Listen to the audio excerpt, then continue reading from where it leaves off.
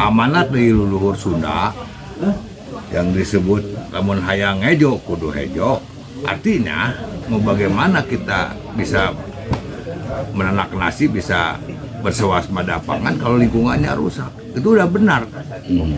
Di mana logikanya mengalihfungsikan hutan untuk ketahanan pangan? Justru kita harus mengatur bagaimana tata kelola itu, bahwa lingkungan baik pasti melahirkan satu kualitas ketahanan pangan yang baik.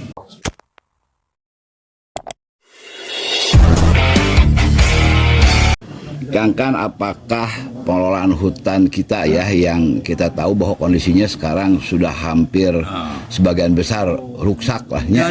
Nah, apakah cukup dengan gerakan budaya saja? Nah, apakah kekuatan sosial sekarang yang dibentuk itu juga tidak diarahkan untuk lebih mendesak pemerintah sehingga melahirkan regulasi yang sifatnya memaksakan gitu kan. Nah, sehingga akan terukur gitu. Kalau misalnya hanya mengandalkan gerakan sosial tanpa didukung oleh kebijakan yang tegas dari pemerintah, ini kan juga tidak akan optimal. Kinten-kinten kumaha nih Kang Acil, Kang Eka? Ya. Pertama, saya tadi sudah mengatakan justru momentum ini adalah sebuah komunikasi yang baik. Jadi kita ingin tahapannya kita mari satu meja dulu gitu kan, antara pihak pemerintah. Kalau masih ada kontroversi tentang bahwa ini hutan dilimpahkan ke daerah, lalu kemudian Undang-Undang 41 ini milik pemerintah pusat. Faktanya bahwa hutan itu berada di Jawa Barat kan? Nah, ya, itu.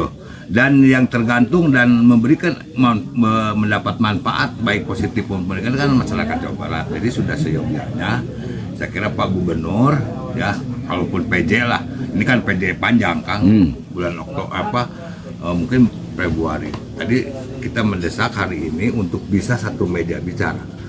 Ada pihak Bapeda atau pihak pemerintah provinsi. Tadi kalau di sini ada kepanjangan tangan dari yang berkuasa atas hutan di Jawa Barat, yaitu Kementerian Lingkungan Hidup dan Kehutanan, ada Perhutani, tadi kan di juga sepakat. Lalu ada juga BKSDA, itu juga mereka bisa kita tarik begitu, dan para pemerhati atau mitra-mitra ya seperti EPHJ, Walhi, termasuk tadi Forum Das yang sama-sama dalam binaan. Nah, itu kita satu meja. Udahlah, kita tidak lagi kalau memang itu menjadi sebuah sinisme politik soal KHDPK, soal Perhutsos, baik, tapi mari kita letakkan. Jadi jangan juga dengan satu pendekatan yang sangat klise ya, yang pada akhirnya ini Perhutsos, pada ini dijual ke Cukong begitu. Lalu pada akhirnya dipakai tempat pembuangan B3 di Kerawang, lalu kemudian di Garut juga 90% di KHDPK kan, padahal yang menguasai siapa kan, rakyat tetap sengsara, rakyat tetap menjadi miskin. Jadi tagline bahwa hutan untuk rakyat ini toh kali dipelihara juga kan untuk rakyat. Kalau kemarin kita menghadapi COVID, gubernur kita harus sampai beli kemana? Ke Singapura. Ya, kalau oksigen itu kan adanya di hutan, kenapa hutannya yang dirusak? Amanat dari leluhur Sunda yang disebut lamun hayang hejo kudu hejo, artinya mau bagaimana kita bisa menanak nasi, bisa bersewaspada pangan kalau lingkungannya rusak. Itu udah benar kan? Di mana logikanya mengalihfungsikan hutan untuk ketahanan pangan? Justru kita harus mengatur bagaimana tata kelola itu, bahwa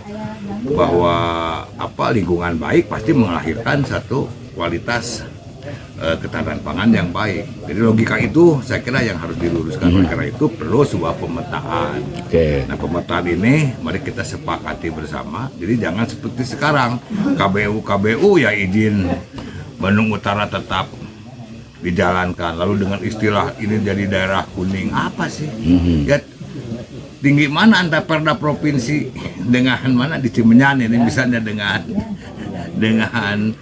kebijakan bupati yang mengkuningkan daerah hijau. Padahal di KBU kan udah jelas sebenarnya ini Pasir Impun atau Desa Cikadut tidak boleh ada pemukiman, tapi untuk agrowisata, untuk ketahanan pangan. Andai kata pun ya boleh itu 80 20. Tapi kan kenyataannya, alasannya itu daerah kuning. Nah ini saya kira yang selalu tidak jujur. Nah, oleh karena itu memang pada akhirnya juga harus ada sebuah kekuatan yang memaksa.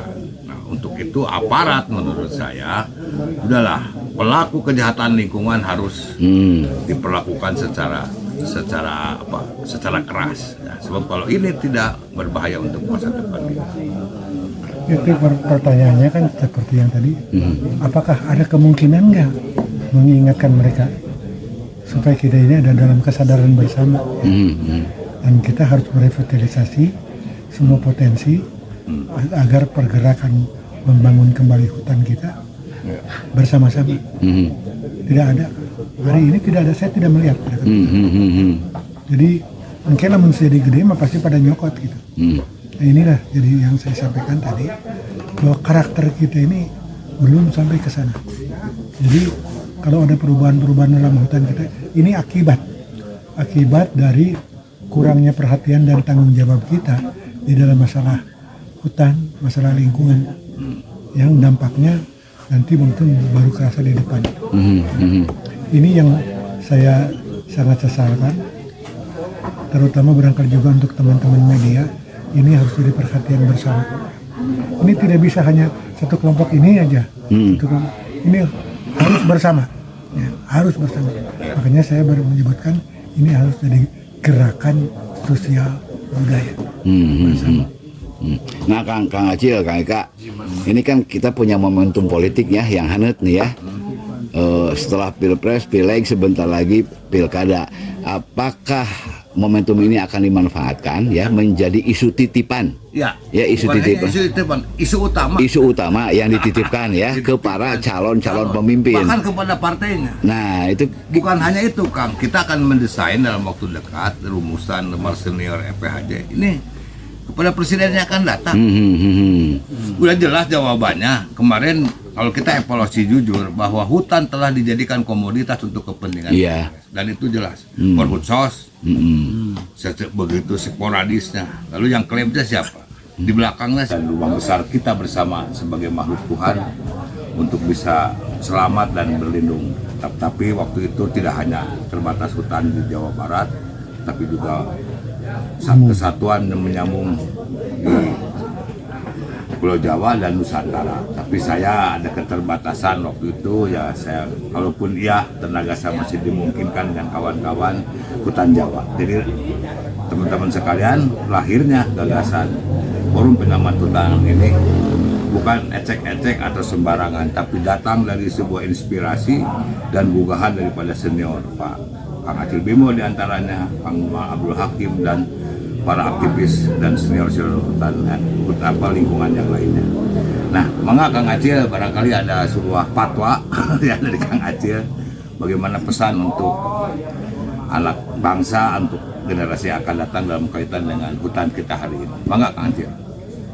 Ya barangkali saya juga memberikan perhatian kepada masalah lingkungan, karena terus terang aja saya sebagai tukang ngamen dulu ada keterlibatan di dalam masalah lingkungan dulu dengan Kementerian Lingkungan ya. Nah, salah satu dari itu adalah hutan Jawa ini, dan di Jawa Barat ternyata ada gagasan-gagasan untuk bergerak ke sana. Saya bagaimanapun juga harus terlibat membantu, karena terus terang saja jangankan hutan, kampung halaman aja kurang cinta perhatian dari masyarakat kita. Masyarakat kita itu harus dibangun itu. Ini kewajiban kita semua bersama-sama, khususnya forum-forum intelektual, mengingatkan kembali bahwa kita itu harus cinta, bertanggung jawab, dan memberikan pengabdian yang terbaik untuk masalah antara lain kehutanan ini. Kalau tidak mau kapan? Siapa yang? Kalau kita ini masih mendengar yang dulu-dulu, nah yang sekarang mendengar dari ini. Oleh karena itu, salah satu yang mahal di dalam pertemuan-pertemuan ini adalah bagaimana media menangkap masalah ini dan kemudian membantu mendorong bahwa masalah cinta hutan itu harus menjadi gerakan cinta sosial budaya dan pertanggungjawaban kita sebagai rakyat Jawa Barat. Gitu. Ya, saya kira itu intinya bagaimana memberikan sebuah pemahaman dan kesadaran kepada warga bangsa untuk memelihara lingkungan, khususnya hutan, sungai dan sebagainya. Tentu pendekatannya bukan hanya dari sisi teknokratis atau proyek, tapi yang lebih utama harus gerakan dengan sosial budaya. Gerakan sosial budaya. Jadi ukuran keberhasilan kita di mana rakyat sudah punya kesadaran dan memiliki kesadaran untuk bagaimana mencintai.